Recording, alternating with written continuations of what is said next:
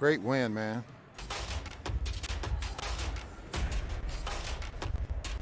$69-49. We outscored them in the second half. It's kind of a butt kicking.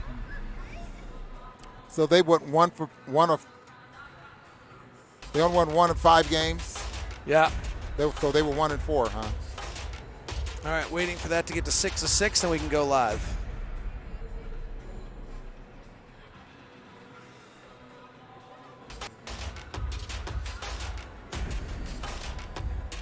All right, here we go. We're only getting 5 of 6 for some reason. I don't know what's not on.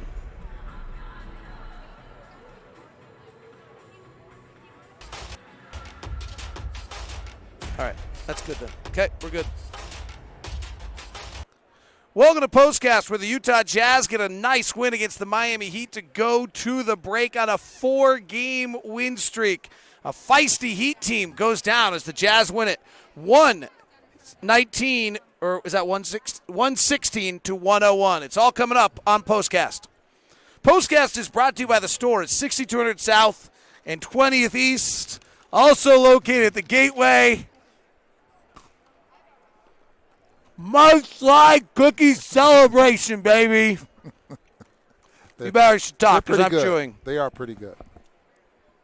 I'm chewing. What's your thought on this one, Ron? I tell you what I enjoyed about the game, and obviously it's two very well-coached basketball teams, but I enjoyed the Jazz figuring out how to beat this team. I think every team that plays against Miami right now has to go through this adjustments, not just one adjustment, 2 or 3 adjustments on how to attack their defense. Now, whether they're considered to be one of the best defensive teams in the league, they still teams have to figure them out, and I thought the Jazz did a pretty good job at that. Lala, I think that's right, says so hyped right now, and Alex says love that fourth quarter. And others are saying, look at the schedule. I think we get 55 wins. There are people that are fired up so far as the Jazz win it tonight. When you say figure it out, the Jazz outscored them 69 to 49 in the second half. What did they figure out? They figured out first of all, they figured out how to get Rudy to basketball, and the spacing ended up being pretty good there. But the zone, they had a switch. What appeared to be a man-to-man, then they were switching on a zone. So even when you would, like a dribble handoff, they would switch. But then they put themselves in a one-on-one situation, and as Vince said at halftime, they got to the point where they wasn't passing up shots. I've always been taught, and I'm sure a lot of people have been taught, when you go against the zone, you got to break the paint if you can.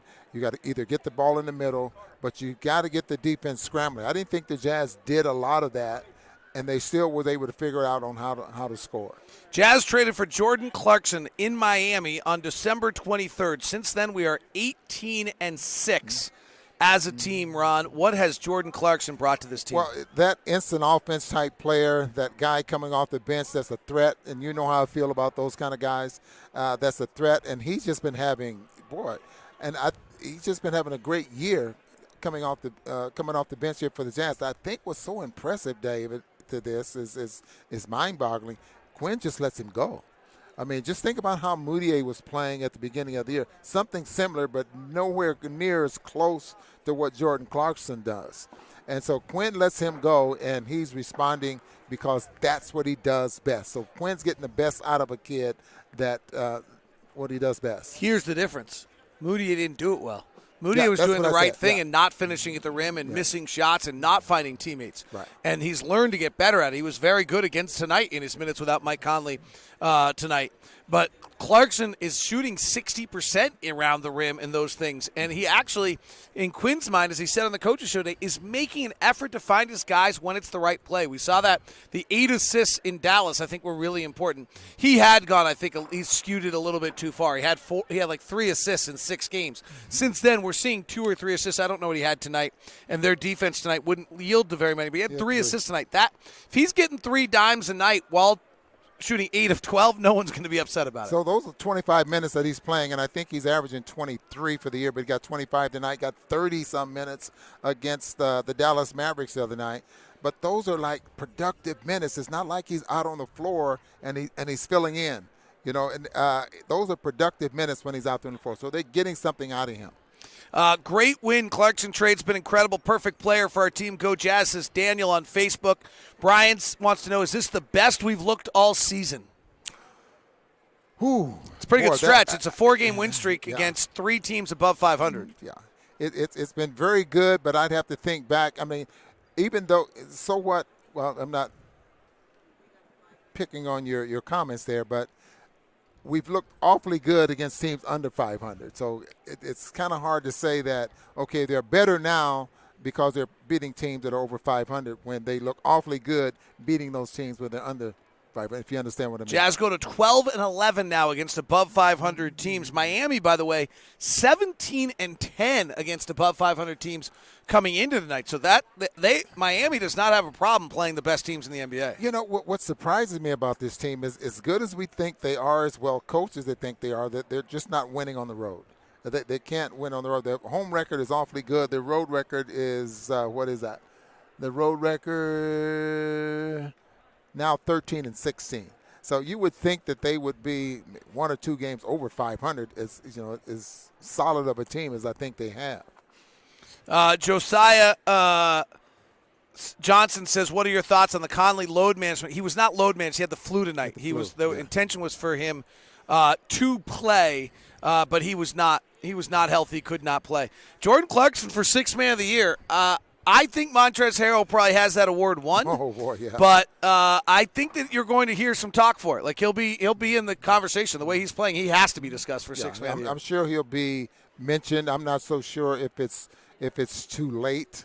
In the fact that there's only 30 games left, and well, I don't know. He's been with us 20. How many games has been with us?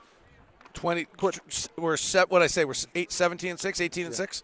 So 24 games. Yeah. So it could be. I mean, he could definitely be in the mix for that. Do you have to do TV tonight? Yes. All right, so we can't go too long because I was just going to go since we have All-Star break and we don't have anywhere to go, but you do. Over the past 20 years, how many teams have been top-rated offense, went on to win a championship? I'll go look that up, but yes, that is actually how you win championships, not defense, often offense. Actually, both in the top 5 is what you have to do, so we need to figure that out. Colorado Jazz fan is complaining about the sloppy first quarter. Some people just can't be happy. Ron, let me ask you this last question. 18-6 since Jordan's been with the team. Number 1 offense in the NBA. About the 13th or so ranked defense. We'll see what they are after tonight. How good is this basketball team as we head to the break? They're awfully good. Awfully good. They're one of the teams in the league that can figure things out as they go along. The talent level on this team, David, complements every player on this basketball team. So they've done a pretty good job of putting it together. Quinn has done such a great job and I'm sure he spends a lot of time on, what minutes and what guys played best together and that type of thing. So this is a very good basketball team. They got a lot of respect around the league. I listened to a lot of the critics and the commentators, and then they're talking about Utah and the type of team that they have. I heard Van Gundy talk about Quinn last night on the broadcast and how good he is, and Quinn's a lawyer. I mean, he had Quinn's whole story. So a lot of respect for Quinn, a lot of respect for this basketball team. Tell him what else you listen to. What did I listen to? What do you usually listen to before games, Ron? What do I listen to before a game? What do you usually listen to before a game? Someone sends me information sometimes. It's locked on something. I don't know. Usually? Yeah, something like that. Usually, okay.